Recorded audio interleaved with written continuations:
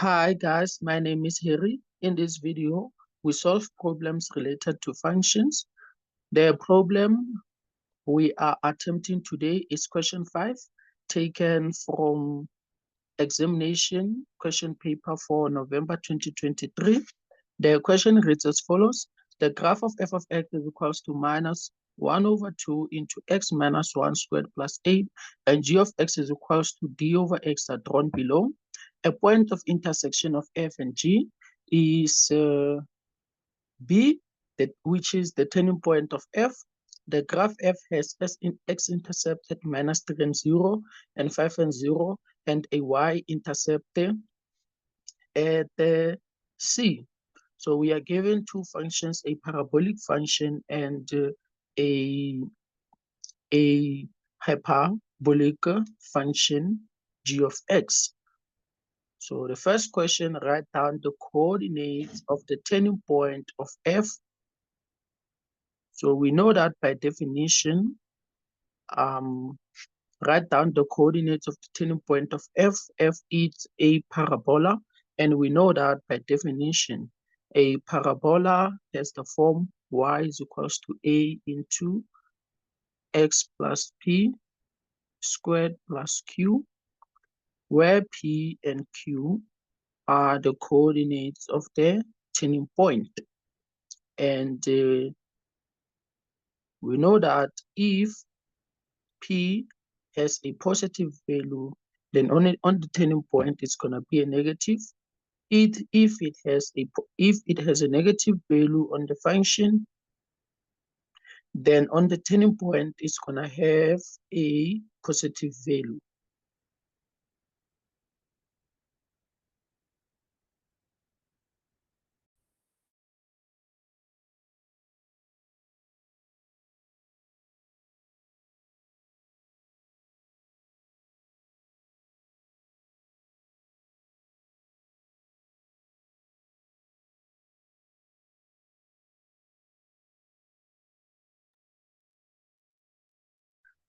So that's what we call a parabolic function by definition. So on the question, our equation for f of x is given as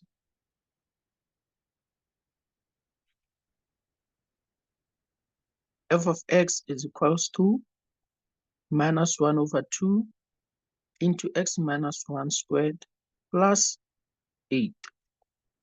So from the definition, we can tell that the turning point, the coordinates of the turning point of f will be 1 and 8, which is b in this case. Let me just say b, because b is the turning point of f. So the coordinates of b will be 1 and 8, and that is the turning point of f. And this is the solution for 5.1. And then now let's move on to 5.2. 5.2 says calculate the coordinates of c. So I'm gonna redraw this function here. I'll try to be as precise as possible. We have our Cartesian plane, and then we have our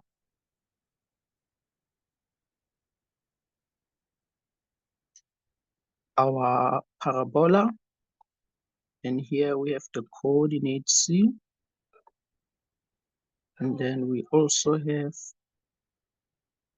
a hyperbolic function which passes through the turning point of f.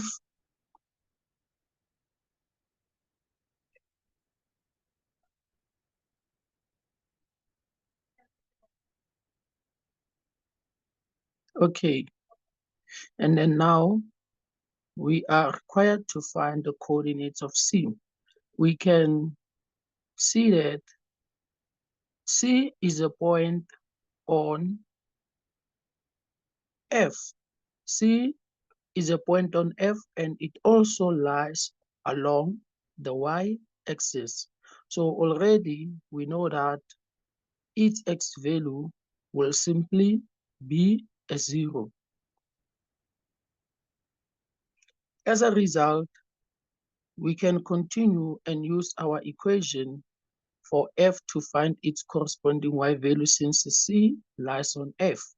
So y will be equals to 1 over 2, where x we substitute as 0, and then squared plus 8. And then we're going to get that the corresponding y value is 7.5. Hence, the coordinates of c will be 0 and 7.5. And then now we move on to the next question, 5.3. 5.3 says, calculate the value of d. So d is a point on a function g of x, not really a point, but a value on the function g of x.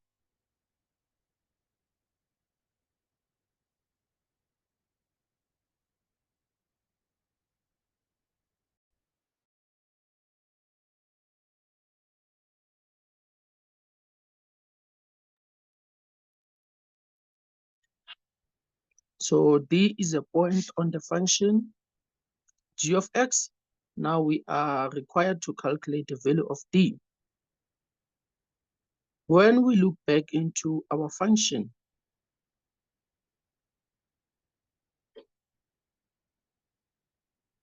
we can notice that the point B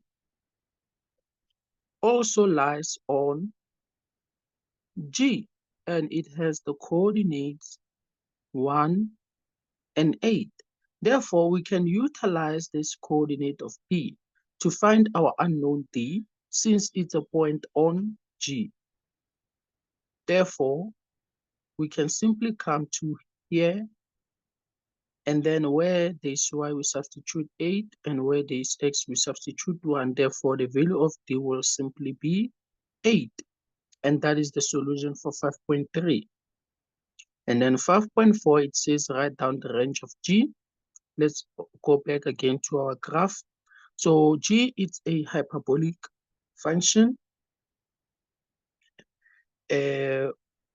which has a point b along its axis, and then now we are required to write its range.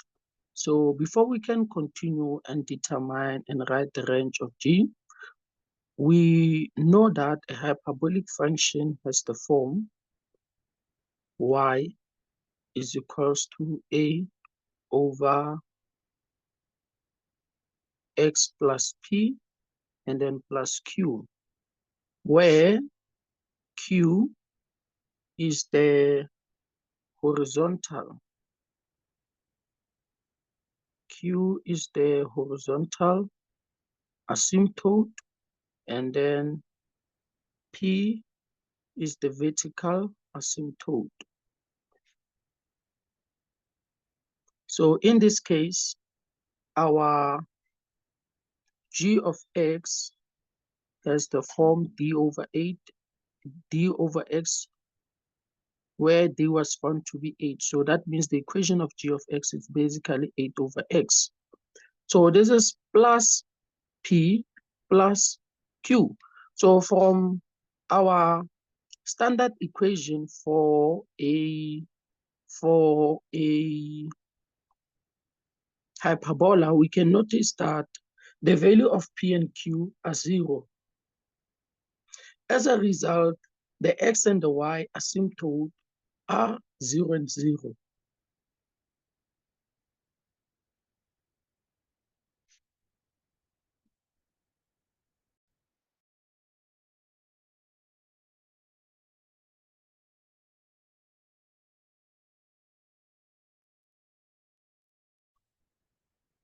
As a result,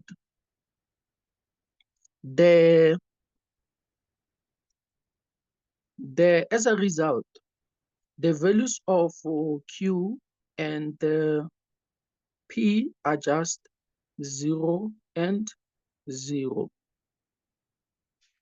Those are the horizontal and the vertical asymptote, right? So we know that an asymptote is where a function is not defined. And on the question, we are required to write the range. So finding the range, we are actually looking at the at the coordinates along the y-axis whereby the function is defined. So we can notice that our function g is basically defined on all real numbers except only at y is equals to 0. Except only at y is equals to what? 0. Therefore, since the function is not only defined at 0, that means then our range will simply be y is an element of real numbers, except only at what? At the 0, since our asymptote since our asymptote, since our horizontal, I mean our vertical asymptote, it is at 0, right? It is at 0 where the function is not defined. So the function will then be defined along any value of y-axis except only at the 0. Another way to write it is by saying that it's another form to write this is by saying, okay, I didn't open another page. So another form to write this is by saying that our function is defined from negative infinity all the way to 0, and it is also defined from 0 to positive infinity. We use a curled bracket to show that it is not defined at what? At 0, or this function doesn't really touch 0, but it is defined at the points closer to 0. And then, so this will be the answer for 5.4, the range of G. Now we can move on to 5.5. 5.5, it says, for which values of x will f of x and g of x be less than or equals to 0? So let's continue and determine this. So our graph of f, it's -1 into -1/2. I mean, it's -1/2. I wrote a plus. Sorry about that. -1/2. And then this is minus x minus 1 squared. And then this is plus 8. And then we're going to multiply this function with g of x, which is 8 over x. And this is less than or equals to 0. Then from here, you'll perform the necessary simplification. And at the end, you're going to get that your roots are minus x plus 5 and x plus 3, which is less than or equals to 0. So you're just gonna simplify this thing and then add the like terms, subtract where possible, and then from there, from your resulting equation, you're gonna find the difference between two squares, and this is what you're gonna get. And you're gonna get that your roots, the critical values, x is equals to 5 or x is equals to -3. And then from here, you're gonna represent your function on your solution on a number line, since this is an inequality question. So we have an equal sign, so that means we're gonna have the first shaded dot here, and the second one we're gonna have it here. And then we have -3 and what? And +5. So our function is then going to be, they say that for which values of x will f of x and g of x be less than or equals to 0. So therefore, that means for the values for which f of x multiplied by g of x will be less than 0 will be -3 and then all the way to 0, and from 5 all the way to +infinity, and then a curved bracket. So here we use a square bracket since it is also defined as at 5 for which x is less than or equals to 0. And then now let's continue. So this will be the solution for 5.5. Now let's continue and do 5.6. 5.6. So 5.6, it says calculate the values of k so that h of x will not intersect the graph of g. So if the functions do not intersect, then that means the equation that result from equating those two functions will have no real solution. Okay, so in this case, they say we should calculate the values of k for which h of x will not intersect the graph of g. So now let's first determine the graph of h. So h of x will simply be equals to -2x plus k, that is what is given. Oh, it's k. No, we don't have to determine the graph of g, but determine the values of k so that h of x will not intersect the graph of g.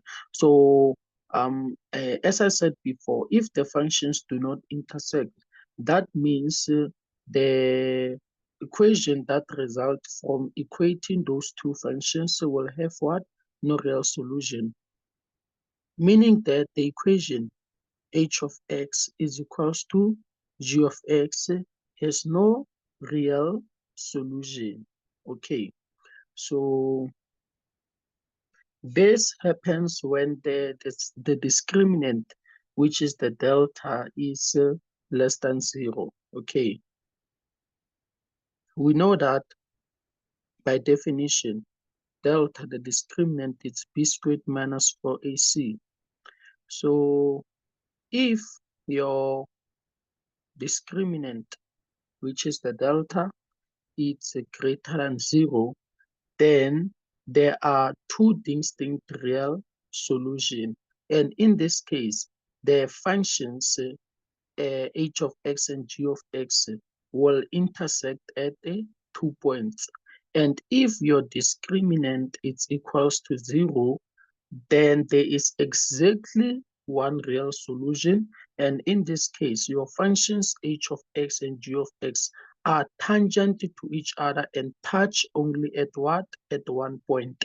And then if your delta is less than 0, then the then there are no any real solution. And in this case, see, the functions f of x and g of x do not what? Do not intersect. Okay. So this implies that for us to indeed show that, to find the values of k so that h of x does not intersect the g of x, then we have to prove that the function h of x is equals to g of x. Its delta is what? Is less than 0. Okay, so let's continue and do that. So we have our h of x to be -2x plus k, and this will be equals to g of x, which is 8 over x, right? Yes. And then from here, we're gonna solve by multiplying by x on both sides. So we're gonna have minus 2x squared plus kx is equals to 8. Then the resulting equation will be minus 2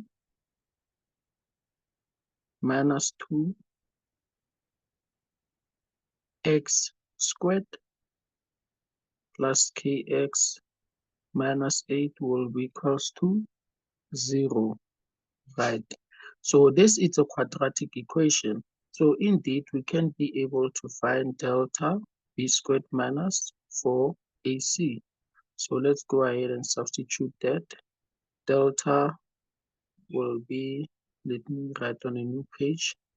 Delta will be given by b in this case, but writing on a new page, making this thing not to appear properly. So let me just write it here. So the delta is then going to be equals to b squared. That will be k squared minus 4 into a, which is minus 2, by c, which is minus 8. Thus, the delta will be equals to k squared and then minus 4 multiplied by minus 2, that is positive 8 multiplied by minus 8, that will be minus 64. And then from here we can go ahead. Remember, in order for us to prove that h of x, in order for us to prove that h of x and g of x do not intersect, then this delta, which is k squared minus 64, should be less than 0. As such, we can go ahead and solve for k, then will be less than 64. As a result, k will be less than plus or minus the square root of 64. Then from here, we can conclude that k is greater than minus 8, but k is less than 8. And then as such, the values of k for which h of x will not intersect the graph of g will be minus 8, which is less than k, but k is less than 8, right? So the values of k, those that are greater than minus 8 and those that are less than 8 will make h of x not to intersect the g of x. So we use the concept of the discriminant, right? That if your discriminant delta is less than 0, then there are no real solutions. And if there are no real solutions, two functions do not intersect. If they intersect only at one point, that's whereby one function is the tangent on the other, then there's exactly one solution. But then if they intersect at more than one point, then there are two distinct real solutions, right?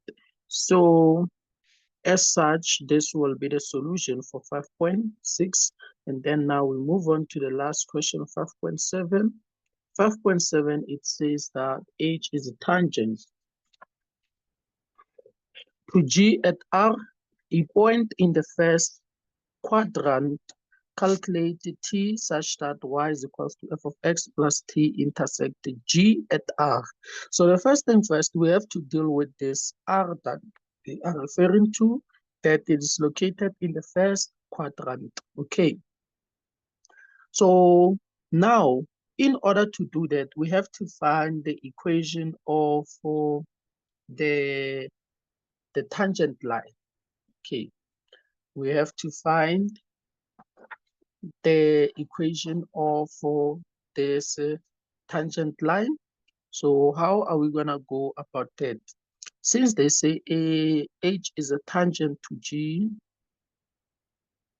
at F, we can find the equation of this tangent line by using the derivatives. So basically, the derivatives of functions do also help us find the point where the slopes are equal. And this point lies on the tangent line. It lies on the tangent line. So in this case, they say H is a tangent to G. So if we can equate the derivative of H to the derivative of G, the derivatives specifically, we will be able to find the point on the tangent line where h of x intersects with what? With g. Okay. So using the derivatives, we can be able to find that point where the functions are tangent and they touch each other at one point. Okay. So as such, we can say we equate the h derivative of x to what? To g derivative of what? Of x. And then the h of x is minus 2x plus k. So when we find the derivative in terms of x, this is simply minus 2.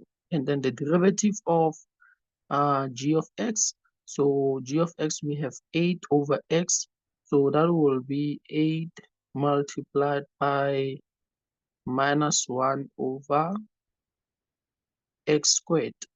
Then from there, we're gonna divide by 8 on both sides. And then we're gonna get that minus 1 over x squared is equals to minus 1 over 4. And then from here, we can do the cross multiplication. Minus x squared, x squared will be equals to minus 4 multiplied by minus 1, which is positive 4. So then this tells us that x will be given by plus or minus the square root of 4. Then as such, x will be equals to minus 2, or x is equals to 2. And then we can find their corresponding y values by substituting in one of the functions. G of x is 8 over x. So the first one will be 8 divided by minus 2, which is going to give us minus 4. And the other y is positive 4. So these will be the coordinates of the point where h of x is a tangent to g. Okay. And the the coordinates of that point, it's basically the point R. So to make sense out of it, let's do it graphically. So we have the graph of G, which is like this. So what does this tell us is that we have a tangent line here, and its coordinates will be positive 2 and positive 4, which is what we got right. And the other tangent line is here, and its coordinates will be minus 2x and minus 4y. Right. So these are the two tangent lines. And the question says R, at R, a point in the first quadrant. That means the R is actually this point with the coordinates 2 and 4, since it lies in the what? In the first quadrant. Right. So that is the idea behind this. Okay. So we use the derivatives. Derivatives help us find the equation of the tangent line, and those point where the two functions, where one function is the tangent to another function. Okay. So now when we have the coordinates of R, then our job will be easier in calculating t, such that y is equals to f of x plus t intersect the g at R, right?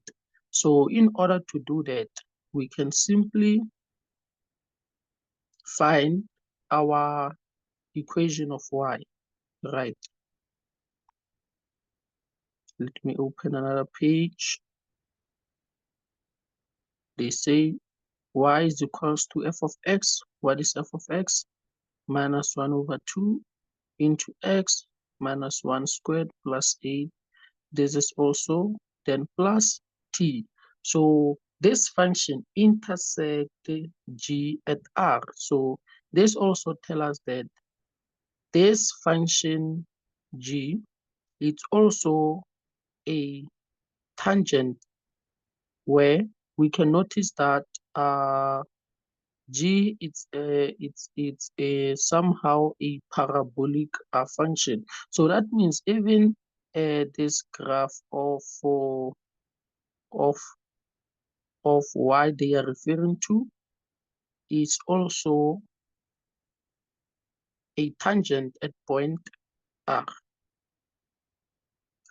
So it will be something like this. Then it touches this graph at a tangent, something like this. And at point what? At point r, right?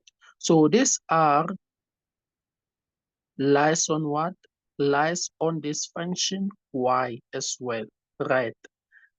So since that is the point where the two functions meet, one is a tangent, both the two functions are tangent to each other and they touch one another at one point. So this tells us that we can then utilize these coordinates of r to find our t, since r lies on y as well. So the coordinates of r, we found them to be 2 and 4, specifically in the first quadrant, right? So we can then substitute our coordinates 2 and 4. Y is 4, then this will be minus 1 over 2 into x is 2 minus 1 squared, and then this is plus 8 plus t. Then from here we can solve for t, and t will be equals to, we have minus 1 over 2 into 2 minus 1 squared, and then plus 8. So we're going to have 4 minus 15 over 2.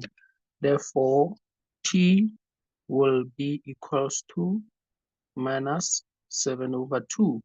So now we have answered the question. Calculate t such that y is equal to f of x plus t intersect g at r. And that will be the solution. I hope everything was clear. If you have any further questions, you can just place them in the comments and I will respond.